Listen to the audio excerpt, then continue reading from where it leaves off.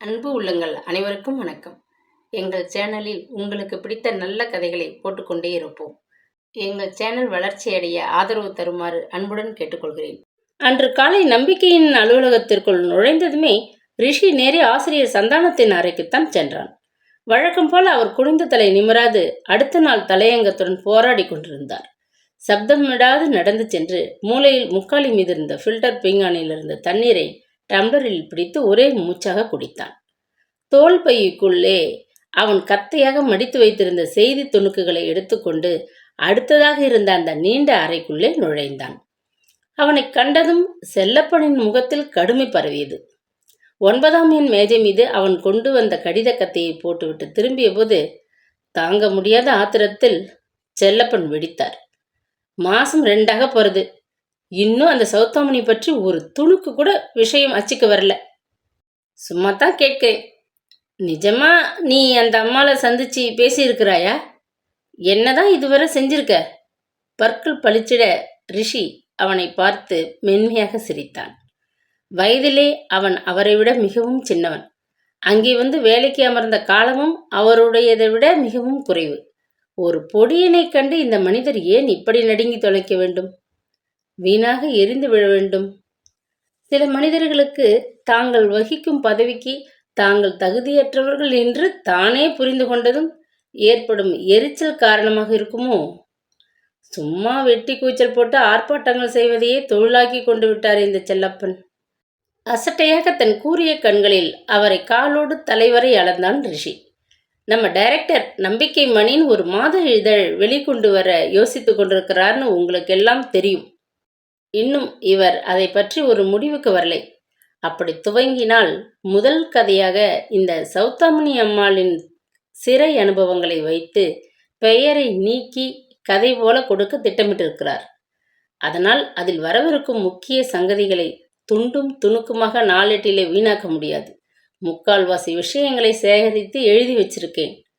முடிஞ்சதும் உங்ககிட்ட காட்டி ஆசி வாங்காமல் அச்சுக்கு அனுப்ப மாட்டேன். என்ன இருந்தாலும் நீங்க எங்கள் எல்லோருக்கும் இந்த பகுதியின் தலைவராச்சே. உங்கள் அனுபவம், திறமை இதெல்லாம் எட்டிப்பிடிக்க எங்களுக்கு எவ்வளவோ காலமாகுமே. செல்லப்பனுக்கு பதில் பேச தோன்றவில்லை. இந்த பொடியன் உண்மையில் புகழ்கிறானா அல்லது கிண்டல் பண்ணுகிறானா? பொல்லாத பயலாக இருக்கிறானே. தமக்குள்ளே கோபத்துடன் முணுமுணுத்து கொண்டு மேஜை மேல் கிடந்த செய்தித்தாள் மீது பார்வையை தாழ்த்தி கொண்டார்.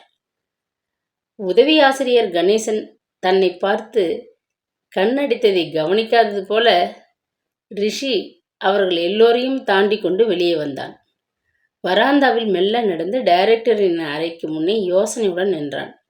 அலுவலக பையன் தண்ணீர் கூஜாவுடன் உள்ளே சென்ற பின் வெளியே திரும்பிய போது கதவை சற்று அகலமாக திறந்துவிடவே ரிஷி தாயுமானவர் கண்களில் சட்டென்று பட்டுவிட்டான். உள்ளே வரலாமே, அதிகார தோரணையில் அதட்டலாக உருமினார். பைஜாமாவின் பையில் கையை விட்டுக்கொண்டு மௌனமாக எதிரே நின்ற அவனை முறைத்து பார்த்தார். அடையாறு வீட்டை நிர்வகிக்கவும் அந்த அம்மாவுக்கு தேவையானதை வாங்கி கொடுக்கும் செலவுக்கு பணம் மொத்தமாக மாதம் மாதம் நம்ம தலைமை கணக்கர்கிட்ட வாங்கிக்க சொல்லியிருந்தேனே, பணம் போதலையா? அதுக்கில்லை, ஒரு 4 நாள் எனக்கு லீவு தேவையா இருக்கு. சௌத்தாமணி அம்மாளை கன்னியாகுமரிக்கு கூட்டி கொண்டு போகணும். அப்படி அவங்களுக்கு ஒரு வேண்டுதலையா? தாயுமானவர் சிரமத்துடன் சிரிக்க முயன்றார். இங்கே ஏகாம்பரம் அவர்கள் நிறுவனத்தில் ஒரு வேலை மனு போட்டிருப்பதாக நேர்முக அழைப்பு வந்தது. போனாங்க, வேலை கிடைக்கல, மனம் உடைஞ்சு போய்விட்டாங்க. தாயுமானவரின் முகம் லேசாக சிவந்து தாடை இறுகுவதையும் கண்களில் கோபம் கொப்பளிப்பதையும் பாராதவன் போல ரிஷி மேலே பேசிக்கொண்டு போனான்.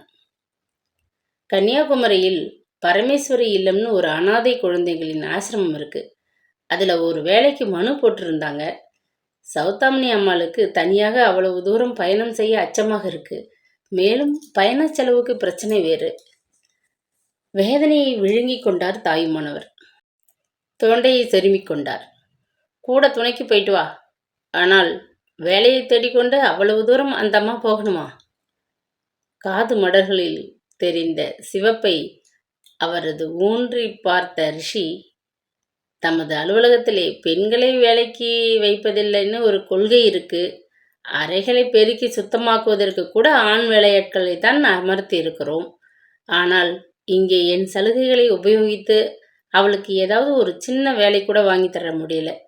அவர்களுடைய வயதும் சிறை அனுபவமும் வேலைக்கு எதிரிகளாக இருக்கு. அனாதை ஆசிரமம் என்றதும் அனாதையாகிவிட்ட தனக்கு கட்டாயம் அங்கே ஏதாவது வேலை கிடைக்கும்னு நம்பிக்கையோட கிளம்பியிருக்காங்க. தாயுமானவர் முகம் பூராவும் தக்காளி பழமாக சிவந்து விட்டதைக் கண்டு தனக்குள்ளே சிரித்து கொண்டான் ரிஷி. மறுபடியும் அவர் தொண்டையை செருமிக் கொண்டார். பொங்கிய உணர்வுகளை சமாளித்தார். எப்படி போவதாக உத்தேசம்? மெல்லிய குரலில் வினவினார். திருநெல்வேலி வரை ரயிலிலும் பிறகு பஸ்ஸிலும் பயணப்படலாம்னு யோசனை. நெல்லை எக்ஸ்பிரஸ் ஸ்லீப்பர் பர்த் எடுத்துக்கொண்டு நல்லா சௌகரியமாகவே போங்க. நெல்லையில் உள்ள நம்ம அலுவலகத்திற்கு ஃபோன் பண்ணுறேன். அவங்கக்கிட்ட இருக்கும் நம்ம கார்களில் ஒன்றை கொடுத்து உனக்கு உதவச் சொல்கிறேன். காரில் நேர கன்னியாகுமரிக்கு போய்விட்டு விரைவாக காரியத்தை முடித்து கொண்டு சீக்கிரம் திரும்பி வந்துடு. நான் சொன்ன அந்த முழு தகவலையும் அவங்கக்கிட்ட இருந்து சேகரிக்கிறதுக்குள்ள அவங்க எந்த வேலையும் ஒப்புக்கொள்ளாமல் பார்த்துக்கிறது உன் கடமை. அவ்வளவுதானே? இந்த பயணத்துக்கு அதிகப்படியாக தேவையான பணத்தை அப்படியே கணக்கர்கிட்ட வாங்கி கொண்டு லீவுக்கு ஒரு மனு போட்டுட்டு போ. அப்படியே திரும்பி வந்ததும் வேலை சங்கதி என்ன ஆச்சுன்னு விஷயத்தையும் என்கிட்ட வந்து சொல்லு. மேஜையில் கிடந்த பத்திரிகையை தூக்கி தமது முகத்திற்கு எதிரே பிடித்து கொண்டார். சப்தமிடாது அரைக்கதவை சாத்திவிட்டு வெளிவந்த ரிஷி வராந்தாவில் ஒரு ஓரத்தில் நின்றான். அவனால் நடக்கவே முடியவில்லை. சிகரெட் ஒன்றை உருவி பற்ற வைத்து கொண்டு புகையை தாராளமாக உள்ளே இழுத்து கொண்டான். டைரக்டர் சார், அனுபவ பள்ளியில் நீங்கள் ஒரு எல்கேஜி, நான் +2 மாணவன்.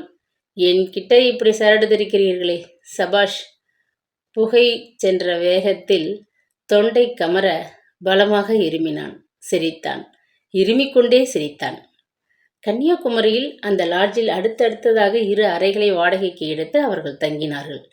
நெல்லையில் பகல் உணவை ஓட்டல் ஒன்றில் சாப்பிட்டுவிட்டு அங்கிருந்து நம்பிக்கை அலுவலகத்திற்கு சென்று டைரக்டர் சொற்படி கார் ஒன்றை பெற்றுக்கொண்டு அதற்கு எண்ணெய் விட்டு சரிபார்த்து கிளம்புவதற்குள் பகல் பொழுது பாதியும் கரைந்துவிட்டது.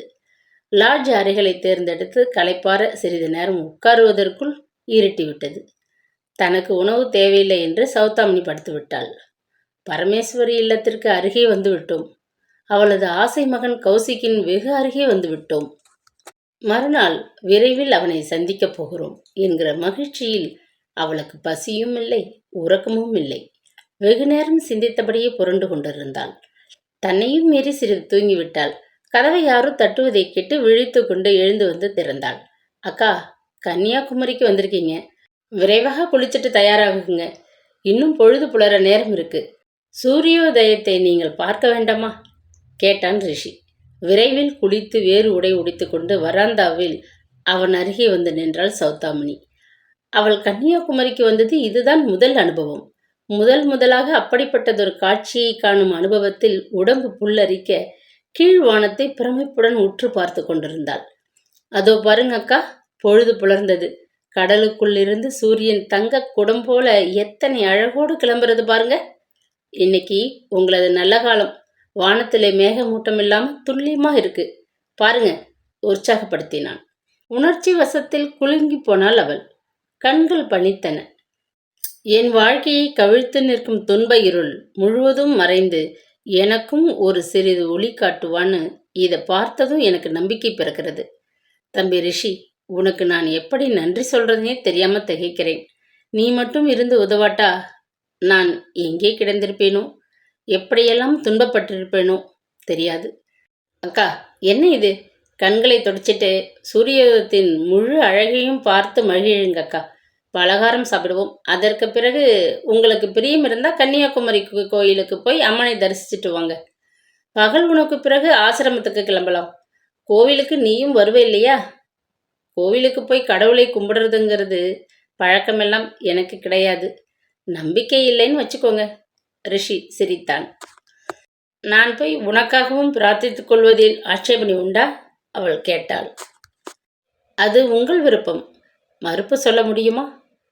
நீ செய்கிற இத்தனை உதவிக்கு பிரதியாக என்னால் உனக்கும் சேர்த்து பிரார்த்தனை செய்து கொண்டு வரதுன்னு தீர்மானிச்சிட்டேன்.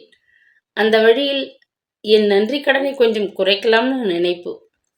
அப்படி நீங்கள் நினைச்சீங்கன்னா எங்கள் பத்திரிகையின் அதிபர் தாயுமானவர் தான் உங்கள் நன்றி அத்தனைக்கும் ஒட்டுமொத்தமாக உரியவராவார். அவர் மட்டும் உங்கள் கதையை கேட்டுட்டு மனம் கரைந்து உதவ முன்வராவிட்டால் என்னால் எதுவும் சாதித்திருக்க முடியாது. அதனால் உங்கள் பிரார்த்தனையில் அவரையும் சேர்த்து கொண்டால் நலமாக இருக்கும். பற்கள் எல்லாம் தெரிய ரிஷி சிரித்தான். பதில் சொல்ல தெரியாது சௌதாமினி அயர்ந்து போய் நின்றாள். அவள் மார்பு படபடவென்று அடித்து கொண்டது. என்னென்னவோ கலவை உணர்வுகள் நெஞ்சை அடைத்தன. மகன் கௌசிக்கின் அருகில் மிக அருகில் வந்து விட்டாளே. பையனாக கௌசிக் இப்பொழுது ஒரு இளைஞன். 17 வயது, உயரமாக அழகாக வளர்ந்திருப்பான்.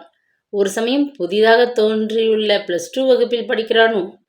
பெற்றவள் அவள் ஆவேசமானதொரு பாசத்தினால் அவனை பார்க்க துடிக்கிறாள். ஆனால் அவனது உணர்வுகள் தன்னை பற்றிய மட்டில் எப்படியெல்லாம் மாறிவிட்டிருக்கின்றனவோ. கொலை குற்றத்திற்காக ஆயுள் தண்டனை அனுபவித்தவள் என்று அருவருப்பை வளர்த்து கொண்டிருந்தாள். ஐயோ, அப்படி ஏற்பட்டிருந்தால் அவளுக்கு கதி மோட்சமே கிடையாதே.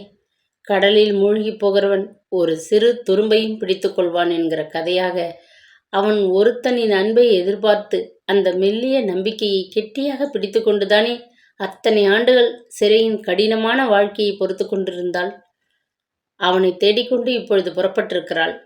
கன்னியாகுமரி தாயே, இந்த பாவிக்கு ஒரு துளி கருணை காட்டம்மா. என் குழந்தையும் நானும் இனியாகிலும் இணைந்து வாழ அருள் செய்யம்மா. நீ தெய்வத்தாய், நான் மனிதத்தாய். உன்னிடம் மன்றாடுகிறேன் அம்மா. மூடியிருந்த கேட்டுக்கு பின்னால் தெரிந்த காக்கி சட்டை காவலாளி சிறிது மட்டும் கேட்டை திறந்து வெளியே வந்தான். ரிஷி வழக்கமாக இது சமயங்களில் கையாளும் உத்தியை உபயோகித்தான். காரை விட்டு இறங்கினான். முகத்திலே மண்டி கிடந்த தாடி மீசையை தாண்டி பளிச்சென்று பற்கள் மின்னலடிக்க முருவளித்தான். பைஜாமா பைக்குள் தயாராக வைத்திருந்த 10 ரூபாய் தாளை இழுத்தான். ரொம்ப பழகியவன் போல காவலாளியிடம் பேசினான். தலைவி அம்மா காகிதம் போட்டு வர சொல்லியிருக்காங்க, அதனால் வந்தோம்.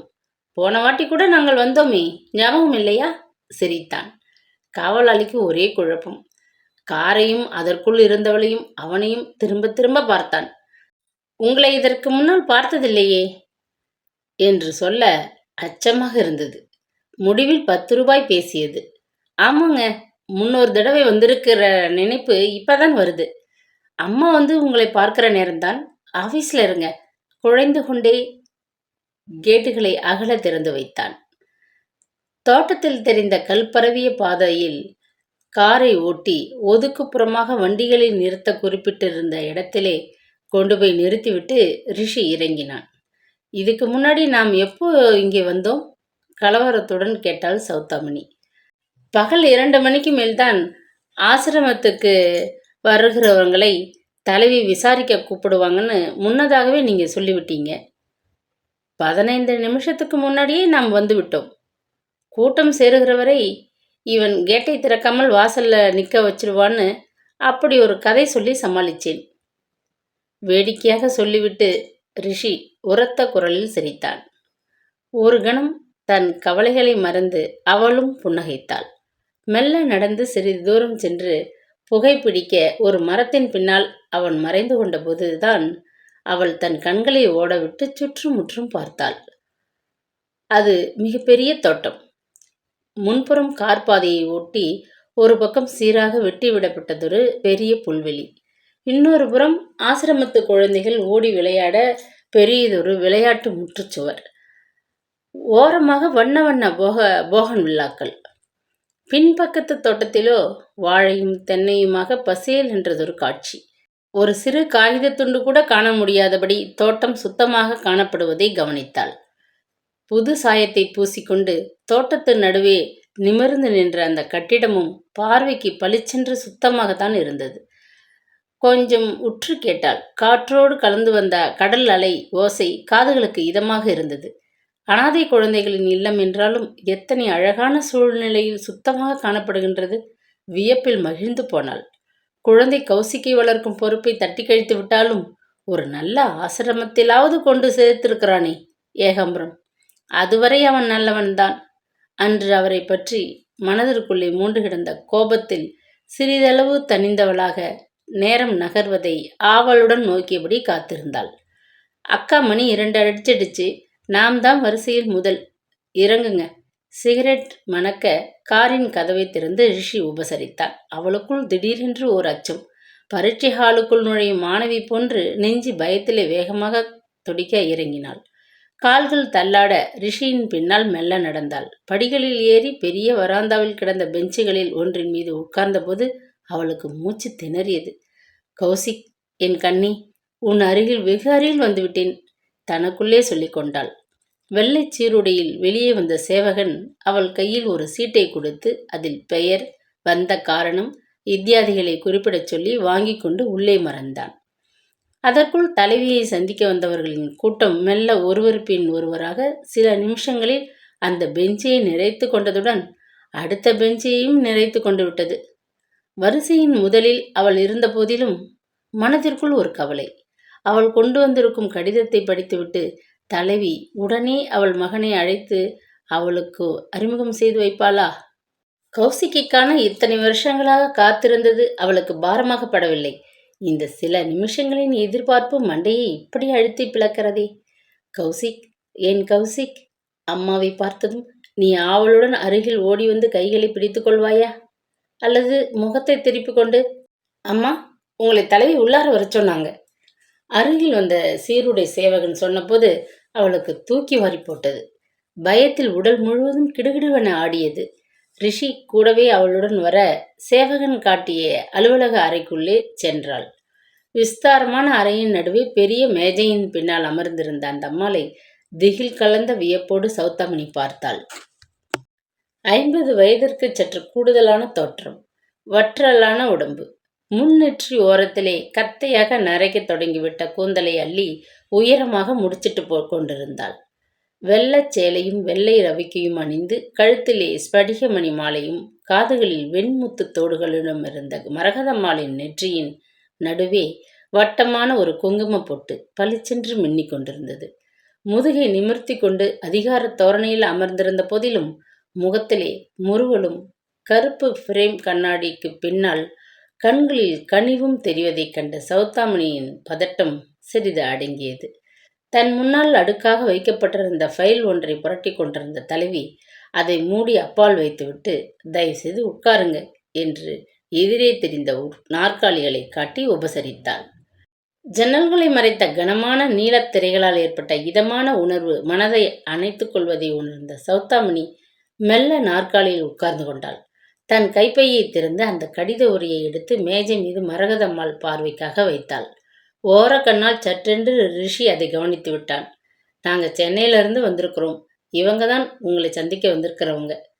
கூட துணைக்கு வந்தவன் நான், அதனால் வெளியில் போய் உட்கார்ந்திருக்கிறேன் என்றான் பணிவுடன். அப்ப நீங்க இவங்களுக்கு? தலைவி வியப்புடன் கேட்டாள். தம்பி உறவு சொல்லிவிட்டு வேகமாக வெளியேறி கார் நிறுத்தப்பட்டிருந்த இடத்தை நோக்கி நடந்தான். கூடவே ரிஷியும் உள்ளே வந்து விட்டானே, தலைவியிடம் எப்படி மனம் விட்டு பேச முடியும் என்று கவலைப்பட்டு கொண்டிருந்த சௌதாமணி இப்பொழுது நிம்மதியாக மூச்சு விட்டாள். மரகதம்மாள் கடிதத்தை உரையிலிருந்து எடுத்து பிரித்து கவனமாக அதில் கண்டிருந்த விவரங்களை படித்தாள். பிறகு மேஜை மேல் இருந்த மணியை அழுத்தமாக ஓங்கி அடித்தாள். பக்கத்தில் இருந்த கதவை திறந்து கொண்டு வெள்ளை சேலை கட்டிய இளம்பெண் ஒருத்தி உள்ளே வந்தாள். தமது ஐஏஎம் ரிஜிஸ்டரை எடுத்துக்கொண்டு வா உத்தரவிட்டாள். சில வினாடிகளில் தடிமனானதொரு பெரிய நோட்டு புத்தகத்தை அந்த மேஜை மீது வைத்துவிட்டு மறைந்தாள். புருவங்களை சுளித்து கொண்டு கவனமாக சில பக்கங்களை மரகதம்மாள் புரட்டினாள்.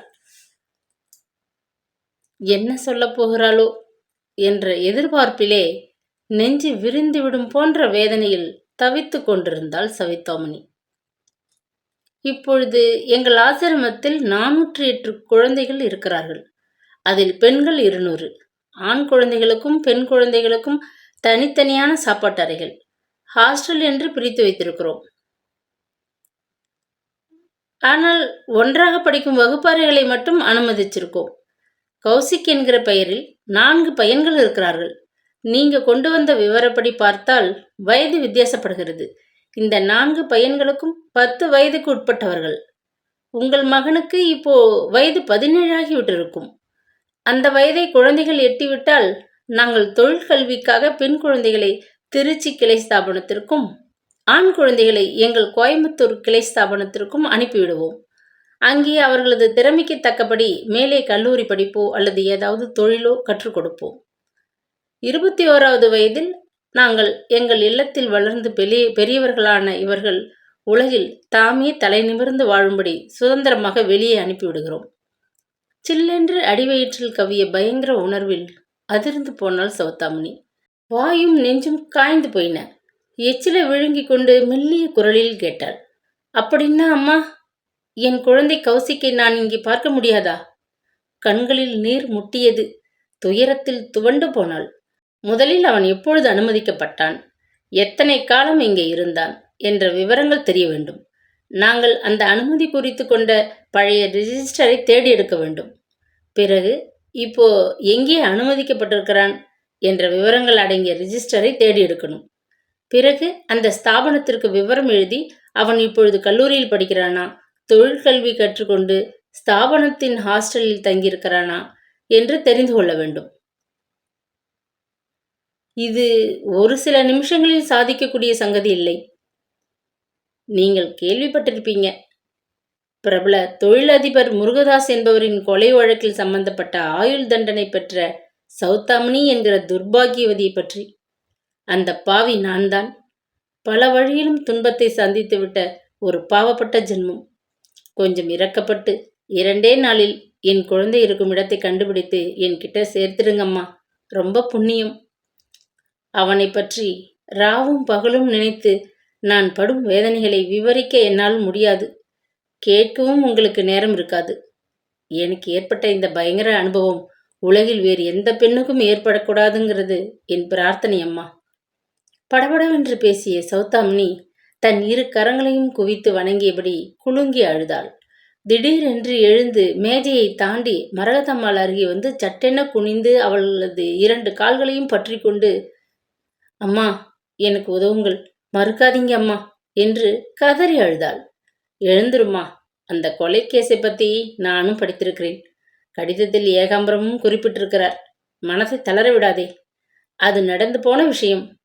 இப்போ நீ மறுவாழ்வு தேடிக்கொண்டு வெளியே வந்திருக்கிறாய். அழாதே. உன் உணர்ச்சிகளை கட்டுப்படுத்திக்கொள். நீ படித்த பெண், கௌரவமான குடும்பத்தைச் சேர்ந்தவள். விவரமெல்லாம் எனக்கு தெரியும். உனக்கு நேர்ந்த இந்த துயரமான அனுபவத்திற்கு நான் ரொம்ப அனுதாபப்படுகிறேன். நடந்து போனதை நாம் மறந்துடுவோம். உன் மகனை உன்னிடம் ஒப்படைக்க நான் தீவிரமாக முயற்சிப்பேன். என்னை நம்பு. ஆனால் அவகாசம் தேவை. 2 நாளில் ஆகும் காரியமல்ல. பழைய ரிஜிஸ்டர்களில் இருக்கும் அறைக்குள் போய் உட்கார்ந்து தேடி கண்டுபிடிக்க வேண்டும். அதற்குள் எனக்கு வெளியூர் பயணம் ஒன்று இடையே இருக்கிறது. அதெல்லாம் முடிந்ததும் விவரத்தை தயாராக வைத்துக்கொண்டு உனக்கு ஒரு கடிதம் போடுகிறேன். நீ உடனே வந்துவிடு. உன் மகன் எங்கிருந்தாலும் இங்கே வரவழைத்து தயாராக வைத்துக்கொண்டு காத்திருப்பேன். கவலைப்படாதே. அடுத்த மாதம் 20ஆம் தேதி வாக்கில் என்னிடமிருந்து பதிலை எதிர்பார்க்கலாம். அதுவரை பொறுமையும் நம்பிக்கையுமாக இருக்க வேண்டும். புன்முறுவலுடன் மனதை கவரும் இதமான மெல்லிய குரலில் அன்பாக பேசி மெல்ல அவளை தூக்கி நிறுத்தினாள் மரகதம். அதுவரை தான் இங்கேயே தங்கியிருக்க அனுமதிக்க முடியுமா? அது முறையல்ல. நீ மறுபடி சென்னைக்கு போய்விட்டு கடிதம் கண்டபின் வருவதுதான் சரியாக இருக்கும். இதயம் சுக்கலாகிவிட்டது போன்ற துயரத்திலே துடித்து போயிருந்த சௌதாமினி ஒருவாறு தன்னை கட்டுப்படுத்தி கொண்டு வணக்கம் தெரிவித்துவிட்டு வெளியே வந்தாள். விழுந்து விடுகிறவள் போல தடுமாறிக்கொண்டு காரில் ஏறிக்கொண்டு அவளை பார்த்தும் பாராதது போல ரிஷி பார்த்தான். நன்றாக அழுதுவிட்டு வந்திருக்கிறாள். அப்படியென்றால், அக்கா, இங்கேயும் வேலை காலி இல்லைன்னு அனுப்பிட்டாங்களா? விசாரித்தபடி காரை ஓட்டினான். அடுத்த மாதம் 20 தேதிக்கு மேல் சொல்லி அனுப்பும்போது வந்தால் போதும்னு சொல்லிட்டாங்க. 2-3 வாட்டி இங்கே வர என்கிட்ட பணம் கொட்டியா கிடக்கு. பேச முடியாத சௌதாமினி விசும்பினாள். நம்பிக்கை அலுவலகத்தில் ரிசப்ஷன் அருகே இருந்த டெஸ்பேட்ச் அறை ஊழியர்கள் எப்பொழுதுமே பரபரப்பாக செயல்பட்டு கொண்டிருப்பது வழக்கம். வெளியே அனுப்ப வேண்டிய தபால்கள், பார்சல்களை இவற்றை கவனிக்க ஒரு தலைமை ஊழியரும் அவரது உதவி ஆட்களும் ஒரு பக்கமும், தபாலிலிருந்து வரும் பெரிய மூட்டையை பிரித்து வகை வேறாக கட்டி அலுவலகத்தின் அந்தந்த பகுதிக்கு அனுப்ப செயல்படும் ஊழியர்கள் ஒரு பக்கமுமாக அறையில் 2 பகுதிகள் இயங்கிக் கொண்டிருக்கும். ஆசிரியர் அவர்களுக்கு என்று வைத்திருக்கும் கடிதங்களை பொறுக்கி சேர்த்து கட்டாக கட்டி தயாராக நின்ற ஆசிரியர் பகுதி பையனிடம் கொடுத்துவிட்டு மற்றவர்களை கவனிக்க திரும்பினார் ஒரு ஊழியர். ஆசிரியர் சந்தானத்திற்கு அன்று மூச்சு முட்டும் அளவு ஜலதோஷம். இரவு முழுவதும் தூக்கமில்லாததால் தலைவலி வேறு. கைக்குட்டையால் மூக்கை அடிக்கடி துடைத்து கொண்டு பேனாவை மோவாயில் பல முறை குத்தி கொண்டும் அவரது தலையங்கம் முதல் வரியை கூட தாண்டவில்லை. மனதிலே எரிச்சலே உருவாக உட்கார்ந்திருந்தார். அது சமயம் அவர் எதிரே பையன் பெரியதொரு தபால் கட்டை கொண்டு வந்து வைத்தபோது நெற்றிக்கண் இல்லாத குறையாக அவனை வெறித்து பார்த்தார். கொண்டு எல்லாத்தையும் கணேசன் மேஜை மேல போடு என்றவர் பேனாவை கன்னத்திலே அழுத்தமாக குத்தி கொண்டு ஒரு கணம் அயர்ந்து போனார். அது சமயம் ரிஷி வழக்கம் போன்று பூனை நடையால் கதவை மெல்ல திறந்து கொண்டு எட்டி பார்த்தான். நல்ல வேலை, நீயாவது இப்ப வந்து சேர்ந்த. இப்படி வா. மூக்கு கண்ணாடியை மேலே நகர்த்தி கொண்டு வறட்சியாக முருவளித்தார். மனிதன் சட்டென்று சிரித்து விட மாட்டார். புன்னகை அவரை பொறுத்தவரை பொன் நகைக்கு சமம். மாரிக்கால சந்திரன் போல இந்த லேசான முறுவல் ஒரு காரியத்திற்கு அவனை ஈடுபடுத்த புறப்பட்ட அஸ்திவாரம். ரிஷிக்கு அவரை நன்றாகவே தெரியும். ஒரு நிமிஷம் இதோ வரேன் சொல்லிவிட்டு ஃபில்டர் அருகே சென்று நீரை பிடித்து குடித்துவிட்டு பரபரப்பாக அருகில் வந்து நின்றான்.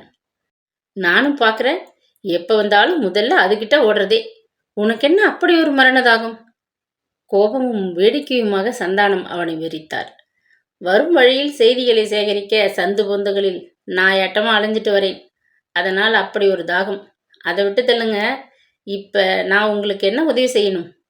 மெல்ல சிரித்த ரிஷி இரண்டாவது வரியை தாண்டாத அவரது தலையங்கத்தையும் மேஜை மீது கிடந்த தபால் கட்டையும் ஓரக்கண்ணால் பார்த்து கொண்டான். சும்மா சொல்லக்கூடாது, நீ பெரிய எம்டன். சிரமப்பட்டு சிரித்தார் சந்தானம். அவன் இந்த ஊர்ல கொண்டு போட்டபோதுதான் நான் பிறக்கவில்லையே. போதும் உன் அறுவை.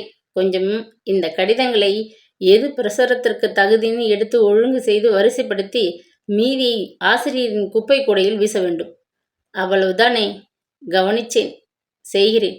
வரும்பொழுதே கணேசன் சார் சீட்டும் செல்லப்பன் சீட்டும் காலியாக இருந்ததை இவங்களுக்கு என்னாச்சுன்னு நினைச்சு கொண்டேதான் வந்தேன்.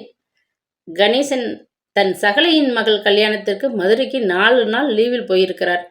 செல்லப்பன் உறவுக்காரர் யாரும் மண்டையை போட்டு விட்டாங்களாம் இன்னைக்கு. அதனால் அவர் லீவு. ஸ்டாஃப் ஷார்ட்டேஜில் தவிக்கிறேன். செல்லப்பனின் 2 பாட்டிகளும் ஏற்கனவே காலமாகி விட்டாங்க. இப்போ செத்து போனது யாராக இருக்கும்? ரிஷி, உன்னுடைய ஜோக்குகளை மூட்டை கட்டி வச்சுட்டு போய் வேலையை பாரு. அடுத்த அறையில் போய் உட்கார்ந்து சீக்கிரம் கவனி. இங்கே தொணக்காதே. தலையங்கம் எழுத நான் தலையை பிச்சுக்கிட்டு இருக்கேன். போ முதல்ல இங்கிருந்து. ஓங்கி அதட்டினார். கடித கட்டுடன் அடுத்த அறையில் சென்று அமர்ந்து கொண்டான் ரிஷி. ஆசிரியருக்கு என்று வரும் கடிதங்களை படித்து பார்க்க அவனுக்கு எப்பொழுதுமே ஆவல் அதிகம்.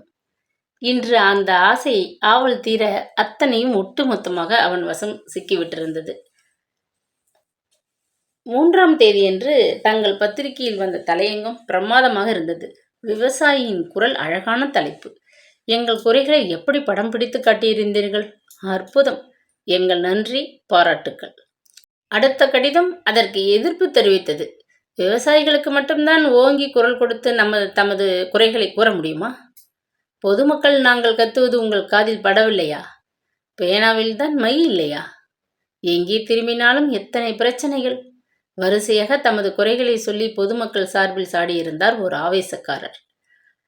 கேஸ் கிடைப்பதற்காக எத்தனை நாள் காத்திருப்பது? ஈரான் சண்டை சீக்கிரம் ஓய வழி இல்லையா? ஒரு குடும்ப தலைவி புலம்பியிருந்தாள். கேஸ் இல்லாவிட்டால் குடியா மூழ்கி போகும். முன்பெல்லாம் நாங்கள் சமைக்கலையா? வீட்டில் ஆண்கள் ருசித்து சாப்பிட்டு மகிழவில்லையா? புடவை நகைகளில் பழைய நாகரிகங்களை புதுமையாக்கி கொண்டு வாழ முயற்சிக்கும் தற்காலத்து பெண்கள் மறுபடியும் விறகு அடுப்பில் சமைப்பதை ஏன் வழக்கத்திற்கு கொண்டு வரக்கூடாது? ஒரு பெண்மணி ஆத்திரமாக எழுதியிருந்தாள். கடிதங்களை படிக்க படிக்க நேரம் போவதே தெரியவில்லை. எத்தனை விதமான கடிதங்கள்! மண்ணெண்ணெய் தட்டுப்பாட்டை பற்றி, சர்க்கரை விலையை பற்றி, சாலையில் பெருகி ஓடும் சாக்கடையை பற்றி பல பல சுவையான கடிதங்கள். அவற்றை வரிசைப்படுத்தி பிரசுரத்திற்கு லாயகானவை மீது சிவப்பு கோடினால் ஓகே என்று போட்டு கட்டி வைத்துவிட்டு நிமிருவதற்குள் தேநீர் வேலை வந்துவிட்டது. ஐயா, இன்னைக்கு கணேசன் சார் வேலையை கவனிக்கிறீங்க போல இருக்கு. வம்பு விசாரித்து கொண்டு பையன் கொண்டு வந்த சூடான டீ பருகுவதற்கு இதமாகத்தான் இருந்தது. வெகு நேரம் குனிந்தபடியே கடிதங்களை பார்த்து முதுகு லேசாக வலித்தது. கைகளை பின்னால் நீட்டி உடம்பை நிறுத்தி கொண்டு சோம்பல் முறித்தபடி சிறிது நேரம் அவன் கண்களை மூடி சிந்தனை வைப்பட்டிருந்தான். முடிச்சிட்டியா? இன்னும் பாக்கி இருக்கா? முடிச்சதை கொண்டே கம்போஸுக்கு அனுப்பணும். அங்கே காத்துக்கிட்டு இருக்காதே, சந்தானம் கத்தினார். திடுக்கிட்டு விழித்து கொண்டான் ரிஷி. இன்னும் சில கடிதங்கள் தான் பாக்கி. அதில் பழுப்பு நிற கடித உரையில் பள்ளி சிறுவன் போன்று கொட்டை கையெழுத்தில் ஆசிரியருக்கு எழுதப்பட்டிருந்த கடிதம் அவன் கவனத்தை மிகவும் ஈர்த்தது. சற்றென்று எடுத்து பிரித்தான். பள்ளிக்கூட மாணவனுக்கு ஏதோ ஒரு பிரச்சனை போலும், பாவம் என்ற இரக்கத்துடன் மேலே கண்ட முகவரியை படித்தான். எண் 80, வீரபத்திரன் தெரு, அச்சரப்பாக்கம். கோடு போட்ட நோட்டு புத்தகத்திலிருந்து கிழித்தெடுக்கப்பட்ட காகிதம். கோட்டின் மேலும் கீழும் எழுத்துக்கள். அன்புள்ள ஆசிரியருக்கு, வந்த சில நாளைக்கு முன் உங்கள் பத்திரிகையில் ஒரு செய்தியை படித்தேன். உடம்பு நிலை காரணமாக உடனே பதில் போட இயலவில்லை. சௌதாமினி என்ற ஆயுள் தண்டனை கைதி விரைவில் வெளிவரப்போவதாக தங்கள் பத்திரிகையில் ஒரு செய்தி பிரசுரித்திருந்தீர்கள். தங்களை நேரில் பார்த்து அது சம்பந்தமாக சில விவரங்களை தெரிவிக்க விரும்பினேன். உடல்நிலை பலவீனமாகிவிட்டிருக்கும் ஒரு நோயாளி நான். பஸ் பிடித்து அங்கு நேரில் வந்து தங்களை சந்திக்க முடியாத நிலையில் இருக்கிறேன். அத்துடன் பார்வையும் சிறிது மங்கிவிட்டிருக்கிறது. எழுதுவதும் படிப்பதுமே சிரமமாகிவிட்டிருக்கிறது. உங்கள் நிருபர் யாரையாவது வந்து என்னை சந்திக்க சொன்னால் ஒரு ரசமான தகவலை என்னால் கொடுக்க முடியும். அது அந்த முருகதாஸ் கொலை வழக்கில் சம்பந்தப்பட்ட ஒரு நபரை பற்றியது. அந்த ஆள் இப்பொழுது பெரிய மனிதன் என்று அந்தஸ்தும் ஆஸ்தியும் உயர்ந்து சமூகத்திலே மதிப்பிற்குரியவனாக வளைய வருகிறான். இதற்கு மேல் என்னால் எழுத முடியவில்லை, மன்னிக்கவும். பதிலை ஆவலுடன் எதிர்பார்க்கும் தனராசன். ரிஷி என்று சந்தானம் மீண்டும் கூச்சலிட்டார். திடுக்கிட்டு போன அவன் அந்த கடிதத்தை மடித்து சட்டென்று தன் பைஜாமா பைக்குள் திணித்து கொண்டான். சிவப்பு கோடிட்டு பிரசுரத்திற்கு லாயக்கானவை என்று ஒதுக்கி வைத்திருந்தவற்றை எடுத்து கொண்டு போய் சந்தானத்தின் மேஜை மீது வைத்தான். அவரது பதிலுக்கு கூட காத்திராமல் சட்டென வெளியே நழுவினான். மார்பு படபடக்க அவனுள் தாளமாட்டாத ஒரு பரபரப்பு பரவியது. என்ன ஆச்சரியம்! சில முக்கியமான செய்திகள் தானே அவனை தேடிக்கொண்டு வருகின்றனவே. இதை எதிர்பாராத நிகழ்ச்சிகள் என்பதா, அல்லது அவனுக்கு அப்படி ஒரு யோகம் என்று சொல்வதா? தனக்குள்ளே சிரித்து கொண்டான் ரிஷி. செய்திகள் சேகரிக்க பகல் முழுவதும் வெளியே செல்ல நேர்வதால் மன்னிக்கவும், கூட இருந்து உதவ முடியவில்லை என்று அவசரமாக ஒரு துண்டு கடிதத்தில் கிறுக்கி அதை செல்லப்பன் மேஜை மீது கண்களில் படும் வகையில் வைத்துவிட்டு அலுவலகத்தை விட்டு பறந்தான். பஸ் பிடித்து அவன் வீரபத்திரன் தெருவுக்குள் நுழைவதற்குள் பொழுது உச்சிக்கு வந்துவிட்டிருந்தது. குண்டும் குழியுமான சிறு சந்து போன்ற தெரு வரிசையாக நாட்டு ஓடு வைத்த வீடுகள், அங்கங்கே அபூர்வமாக ஹைதர் காலத்து மாடி கட்டிடங்கள் சில தென்பட்டன. தெரு புழுதியில் ஆடிக்கொண்டிருந்த பரட்டத்தலை சிறுவர்கள் அவனை அதிசயமாக பார்த்து அருகில் வந்து சூழ்ந்து கொண்டனர். யார சார் பார்க்கணும்? ஒரு அரை நிஜார் பையன் வாண்டு அதிகாரமாக கேட்டான். 80ஆம் நம்பர் வீட்டில் இருக்கும் தனராசன் என்பவரை யாருக்காவது தெரியுமா? மூக்கை உறிஞ்சு கொண்டு நின்ற ஒரு அழுக்கு சட்டை பையன் உற்சாகமாக கத்தினான். இருமல் தாத்தாவை பார்க்க வந்திருக்கிறாருடா, வாங்க காட்டுறேன் சொல்லிக்கொண்டே அவன் முன்னால் ஓட ரிஷி பின்னால் விரைந்தான். அதோ அந்த கடைசி வீடுதான் தாத்தாவோடது. கிட்ட போனா இருமல் தொத்திக்கும்னு ஆத்தா கூச்சல் போடுவாங்க, நீங்க போங்க. ஓட முயன்ற பையன் கையில் 25 பைசா நாணயத்தை வைத்து அழித்துவிட்டு மெல்ல அந்த வீட்டை நோக்கி நடந்தான் ரிஷி. தெருவிலே அதுதான் கடைசியாக இருந்த வீடு. ஒரு பெருத்த மழைக்கு பொத்தென்று விழுந்துவிடும் என்று பயமுறுத்திய இடிபாடுகள் கொண்ட ஒரு சிறிய வீடு. கதவருகே வந்து கண்ணை கசக்கி கொண்டு தேய்ந்து சிதைந்து விட்டிருந்த என்னை பார்த்து உறுதிப்படுத்தி கொண்டு மெல்ல தட்டினான். வெகு நேரம் சென்ற பின் கதவு திறக்கப்பட்டது. சிறிதளவு இடுக்கு வழியே தெரிந்த கிழவன் முகத்தில் பிரேதக்கலை. தனராசன் வீடு இதுதானே? ரிஷி கேட்டபோது கிழவன் தலையசைத்தான். அவனை தாண்டி கொண்டு இருள் மண்டி கிடந்த அறைக்குள் நுழைந்த ரிஷியை பிரமிப்புடன் கிழவன் பார்த்தான். யாருங்க நீங்க? கேட்டு முடிப்பதற்குள் 10 முறை இருமி ஓய்ந்தான். இருமல் தாத்தா பின்பக்கத்து கதவை திறந்தார். மூச்சை அடைத்த மக்கள் வாசனையையும் இருளையும் சிறிது போக்க காற்று வெளிச்சமும் தோட்டத்திலிருந்து உள்ளே புகுந்தன. ரிஷி சுற்றுமுற்றும் கவனித்தான். தனத்திற்கும் அந்த கிழவனுக்கும் வெகு தூரம் என்று காட்டியது தோய்ந்து போன கயிற்றுக்கட்டில், உடைந்த முக்காலி, நசுங்கி போன அலுமினிய தட்டு இத்தியாதிகள். கயிற்றுக்கட்டில் மீது ஜாக்கிரதையாக உட்கார்ந்து கொண்டான். பெரியவரே, உட்காருங்க, உங்களை பார்க்கத்தான் வந்திருக்கிறேன். உங்க கடுதாசி அலுவலகத்துக்கு வந்தது. நம்பிக்கை பத்திரிகை ஆசிரியர் என்னை உடனே அனுப்பி உங்களிடம் தகவலை விசாரித்து கொண்டு வர சொன்னார். சொல்லிக்கொண்டே ஜோர்னாவில் இருந்த அந்த கடிதத்தை எடுத்து அவர் முன் நீட்டினான். கிழவரின் கண்கள் பளபளத்தன. ரொம்ப சந்தோஷம் தம்பி. எனக்கு மூச்சு நின்றுவிடும் முன்னாடி எல்லாத்தையும் சொல்லிடணும்னு ஒரு துடிப்பு. ஆனால் ஒரு உதவி செய்யணும் எனக்கு நீ. ஒரு காலத்தில் நான் ஓரளவு கௌரவமாக வாழ்ந்தவன். குழந்தை குட்டி எதுவும் கிடையாது. வேலை பார்த்து ஓய்வடைஞ்ச பின்னால் இந்த வீட்டை வாங்கிக்கிட்டு பட்டணத்திலிருந்து நானும் என் பெஞ்சாதியும் வந்து இங்கே நல்லாத்தான் இருந்தோம். அது 3 வருஷத்துக்கு முந்தி செத்து போச்சு. அப்போது பிடிச்சது எனக்கு சனி. வியாதி மேலே வியாதியாக வந்து இப்படி அனாதி ஆகிட்டேன். பேங்கில் இருந்த இருப்பெல்லாம் வைத்தியத்துக்கு தேர்ந்தெடுச்சு. ஒரு 1000 ரூபா உங்கள் ஆஃபீஸ்லேருந்து வாங்கி கொடுத்து உதவினா நான் சில முக்கியமான தகவல்களை கொடுத்து உதவ முடியும். ரிஷி திகைத்து போனான். பெரியவரே, 1000 ரூபா கொடுக்கறது எங்கள் ஆஃபீஸிற்கு ஒரு பெரிய காரியம் அல்ல. உங்களை ஒரு தனியார் ஆஸ்பத்திரியில் அனுமதித்து நல்லா கவனித்து கொள்ளும்படி நான் உதவ விரும்புகிறேன். நீங்கள் இந்த உதவியை ஏற்றுக்க தயாரா? அவனும் பேரம் பேசினான்.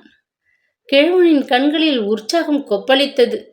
பருத்தி புடவையாக காய்ச்சதுன்னு நினச்சிக்குவேன். இப்போவே இன்னைக்கே என்னை எங்கேயாவது ஒரு ஆஸ்பத்திரியில் அனுமதிக்க ஏற்பாடு பண்ணினா உடம்பு ரொம்ப மோசமாகிறதுக்கு முந்தி நான் எல்லாத்தையும் விவரமாக உன்கிட்ட சொல்வேன். எழுதிக்கோ, பிறகு பத்திரிக்கையில் போட்டுக்கலாம். 1 மணி நேரம் எனக்கு அவகாசம் கொடுங்க. பட்டணத்துக்கு போய் எல்லா ஏற்பாடுகளும் செய்துவிட்டு கார் எடுத்துக்கொண்டு வந்து உங்களை அழைச்சிட்டு போகிறேன். ஆமாம், இந்த வீடு பொல்லாத வீடு. நான் செத்தா என் அக்கா மகன் பம்பாயில் இருக்கான். செய்தி தெரிஞ்சு இதை கட்டிக்க ஓடி வருவான். நான் போன பிறகு எந்த கழுதை இதை எடுத்துக்கொண்டா எனக்கு என்ன? அதோட ஏற்கனவே இந்த வீட்டு மேலே கடத்தெரு கந்தசாமி கிட்ட நிறைய கடன் வாங்கியிருக்கேன். கிழவன் கடகடவென்று சிரித்தான், இருமினான். அப்போ வரேங்க. கும்பிடு போட்டுவிட்டு நேரத்தை பிடிக்க துரிதமாக பஸ் நிலையத்தை நோக்கி ஓடினான் ரிஷி. பறக்க இறக்க இருக்கக்கூடாதா என்று அவன் மனம் அது சமயம் பதைபதைத்தது.